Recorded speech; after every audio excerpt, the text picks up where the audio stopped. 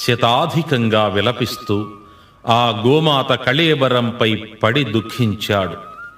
ఏడ్చి ఏడ్చి అలసిపోయి ఒక నిర్ణయానికి వచ్చాడు. తన స్వహస్తాలతో ఒక సమాధిని త్రవ్వి ఆవును అందులో ఖననం చేశాడు. దాని చుట్టూ 108 ప్రదక్షిణలు చేశాడు. గోహత్య మహాపాతక దోషం పొందిన తన ముఖాన్ని తల్లిదండ్రులకు చూపటమిష్టం లేక అటు నుండి అటే తీర్థయాత్రలకు బయలుదేరాడు. ఎందరినో వేడుకున్నాడు. ఎవ్వరూ మార్గం చెప్పలేకపోయారు.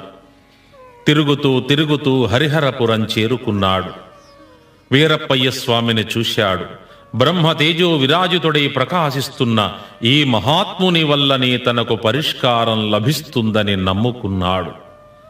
పాదాలంటి శరణు వేడుకున్నాడు. ప్రశాంత